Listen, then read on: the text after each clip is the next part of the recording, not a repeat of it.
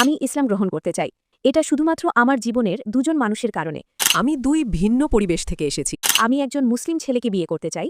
আমার আপনার কাছে স্পষ্ট করার জন্য একটি প্রশ্ন আছে। তাহলে আপনি ইসলাম গ্রহণ করতে চান বোন? আমি সারিতা মেরি। আমি একটি প্রাইভেট কোম্পানিতে অ্যাডমিনিস্ট্রেশন ম্যানেজার হিসেবে কাজ করি এবং আমি ইসলাম গ্রহণ করতে চাই। এবং এটা শুধুমাত্র আমার জীবনের দুজন মানুষের কারণে। সেটা হলো আমি একজন মুসলিম ছেলেকে বিয়ে করতে চাই এবং আ আমি তাকে প্রতিদিন দেখি। সে যেভাবে মানুষের সাথে কথা বলে এবং তার সরলতা এবং সে খুব ধার্মিক। দ্বিতীয় ব্যক্তিটি হবেন মিস্টার জাকির। এর কারণ হলো আমি তার বক্তব্য দেখছি এবং সব ধর্ম সম্পর্কে জানাটা খুব তথ্যবহুল। আমি ইসলাম গ্রহণ করার আগে আমার আপনার কাছে স্পষ্ট করার জন্য একটি প্রশ্ন আছে।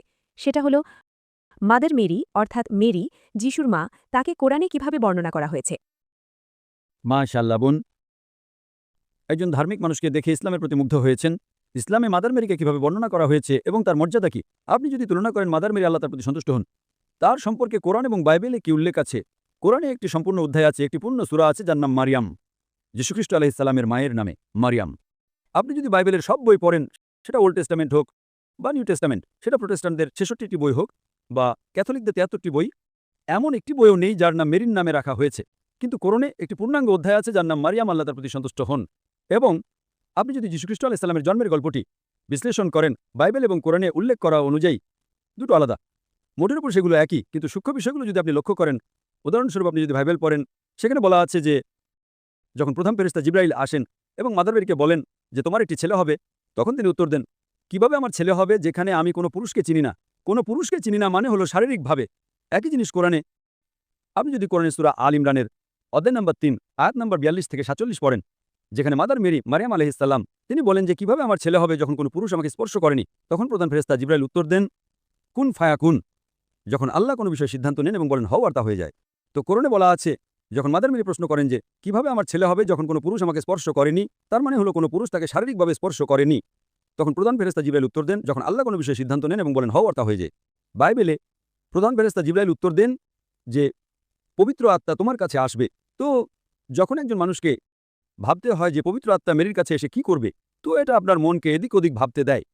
এটা আপনার মনকে এদিক ওদিক ভাবতে দেয় যে পবিত্র আত্মা মেরির কাছে এসে কি করবে। অর্থটা একই।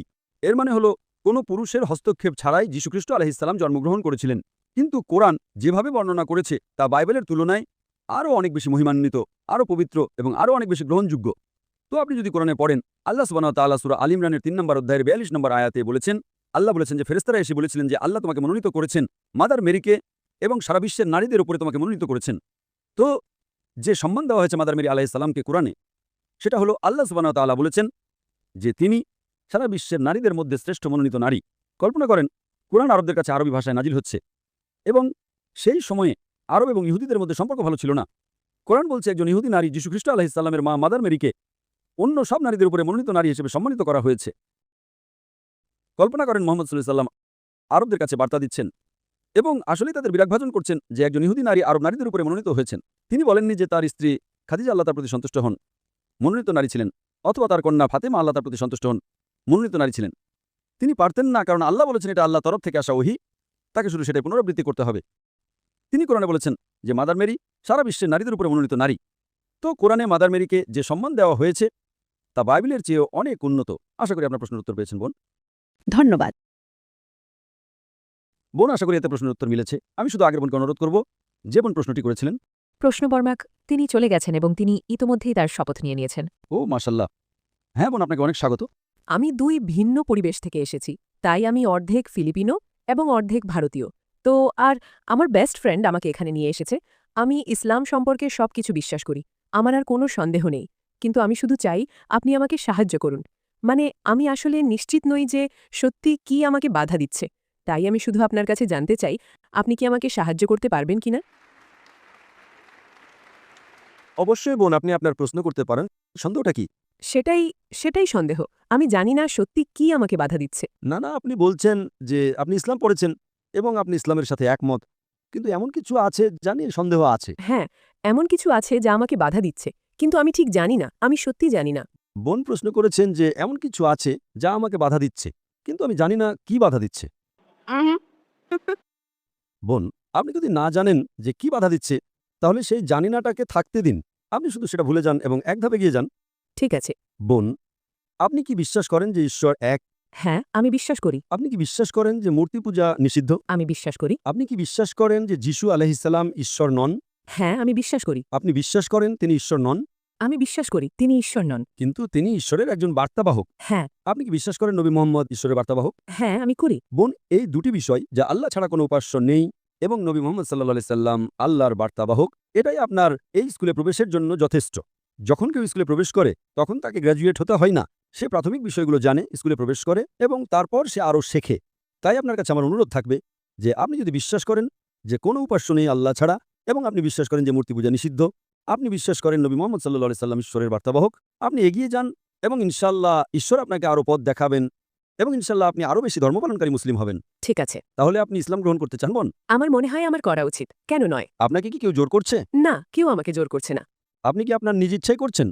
হ্যাঁ, আমি তাই করছি। তাহলে ইনশাআল্লাহ আমি শুধু এটা আরবিতে বলবো আর আপনি আমার সাথে সাথে বলবেন। ঠিক আছে। আশহাদু আশহাদু আল্লাহ আল্লাহ ইলাহা ইলাহা ইল্লাল্লাহ ইল্লাল্লাহ ওয়া আশহাদু ওয়া আশহাদু আন্না আন্না মুহাম্মাদান মুহাম্মাদান আবদুহু আবদুহু ওয়া রাসূলুহু। ওয়া রাসূলুহু। আমি সাক্ষ্য দিচ্ছি আমি সাক্ষ্য দিচ্ছি যে যে আল্লাহ ছাড়া কোনো উপাস্য নেই। আল্লাহ ছাড়া কোনো উপাস্য নেই। নবী মুহাম্মদ নবী মোহাম্মদ হলেন বার্তাবাহক এবং আল্লাহর বান্দা। হলেন বার্তাবাহক এবং আল্লাহর বান্দা। মাশাআল্লাহ, আপনি মুসলিম হয়েছেন। আমি আল্লাহ সুবহানাহু ওয়া তাআলার কাছে প্রার্থনা করি তিনি আপনাকে আরও পথ দেখান এবং যে কোনো বাধা দূর করেন। এবং যদি আপনার কোনো প্রশ্ন থাকে তবে আপনি সবসময় স্বাগত ইমেল করতে zakir@irf.net এ এবং ইনশাআল্লাহ আমরা চেষ্টা করব আপনার প্রশ্নগুলোর উত্তর দিতে যদি পরবর্তীতে আরও কিছু থাকে ইনশাআল্লাহ। ধন্যবাদ।